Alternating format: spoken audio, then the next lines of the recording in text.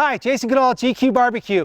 Previously, we smoked and made a bacon bowl. Today, we're gonna fill that bacon bowl up with soul-riching chili. If you wanna see how we do that, it's coming up right now.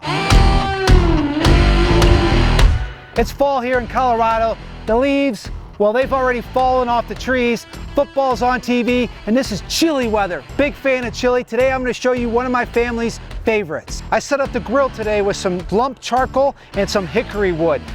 All kinds of different ways to make chili, and you're never gonna get everybody to agree on what the best chili is. I've got 5 or 6 different chili recipe videos, including ones that are made from national champions. I'll put the playlist of those videos at the end of this recipe. I'm gonna chop up 1 yellow onion. I like a good, fine chop on these onions. I'm also gonna chop up some of these jalapeños. Certainly, if you like more heat, add a more vicious pepper.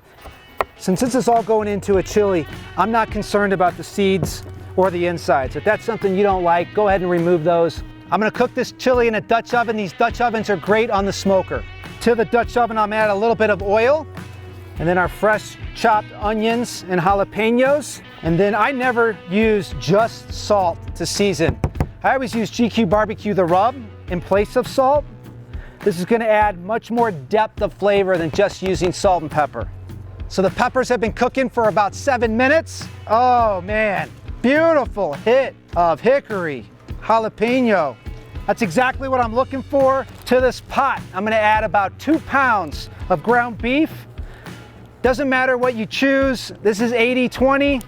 If you're watching your waistline, 96% lean beef works good too. Even bison meat works well. If you're a fan of turkey, go ahead and use some turkey. Ground turkey would work great in this chili. I'm smashing the meat down and try to create as much surface area as possible. That surface area is gonna allow the smoke to stick to it. When that smoke sticks to it, that's where we're gonna get that flavor into that ground beef. I'm gonna season up the ground beef with a little bit of GQue Barbecue, the rub. That's gonna give it much more flavor than if I just use salt and pepper. Now that we got the beef into the pot, we're gonna return it back to the smoker. Let that really good smoke flavor get infused into the ground beef. Probably gonna take anywhere from about 15 to 20 minutes. Times will vary depending on the temperature of your grill. The drum at around 350 is gonna take about 15, 20 minutes. So the meat's been cooking for about 20 minutes. I have a good feeling that it's done. While the meat was cooking, we roasted off some jalapeños. These make for excellent snacks while your chili's cooking, or for a good garnish for the bowl's done. Let's take a look and see where we're at. Oh yeah, all that hickory smoke flying around is getting down into the meat, and you can see it's already put some good color onto the ground beef. So I'm breaking up the ground beef. You can see all this liquid that's in here. Because this is 80-20, this is fat. You can do one of 2 things.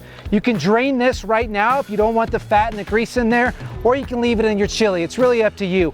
I don't like all that excessive fat floating around in the chili, so I'm gonna drain it off. So I got all that excessive fat drained out of the chili. I'm a fan of using low sodium beef broth because you can always add more salt later, and this chili already has a lot of sodium in it.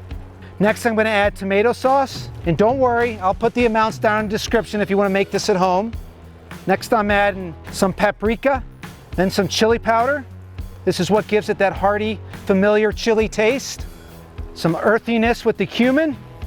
You know me, you know I love garlic. Gotta add some garlic powder.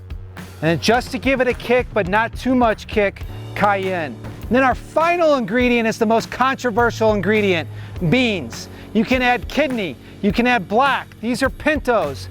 I never realized until we made Brent Allen's championship chili recipe video how controversial beans are in chili. But I like the substance they provide. I like the texture they provide. So I'm adding a can of pinto beans. Chuck Wagon Charlie told me one time there's a certain amount of beans you should add to a chili. That's 239 beans. Because if you were to add one more, that would make the chili 240, and nobody wants to be around you in that case. We're gonna let that sit for probably about 30, 40 minutes, let all those flavors come together. Chili's been cooking for an hour. Let's take a look at it. The longer this sits, the better it gets. I only have an hour, but if you can let this go for 2 hours, that's gonna cook down all of that broth that's in there and really intensify those flavors. I got one final ingredient to add to this chili, a bottle of beer. But not any bottle of beer, a bottle of seasonal Oktoberfest. It's a little soupy now that I've added the beer. We're gonna let that chili cook down and reduce for about 30 minutes. Chili's done, looks fantastic. Great texture, beefy, but yet still has some good broth to it. Bacon bowl, you might remember that from the last video. We're gonna see if it holds up to the test. Let me know down below, hurry up in the comments before I fill it up. Right now, yes or no, is the bacon bowl gonna hold up when we put the chili in it?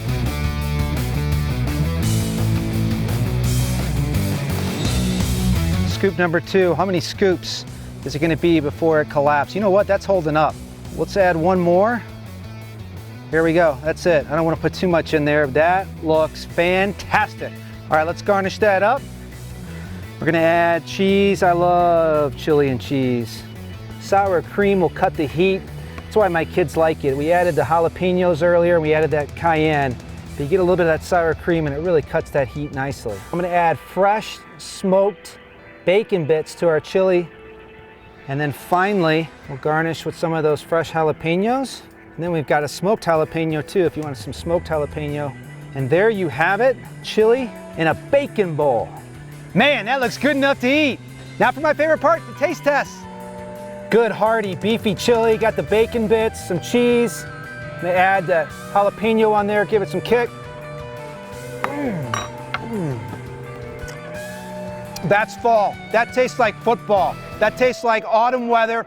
Heck, even my neighbor's out blowing leaves. That's fall. If this looked good, if this is something you want to try, give me a thumbs up.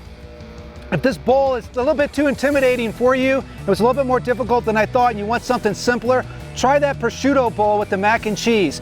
I'll put a link to that video right here. If you want to see the entire playlist of all those chili recipes, including Brent Allen's World Championship chili recipe, I'll put a link to that playlist right here.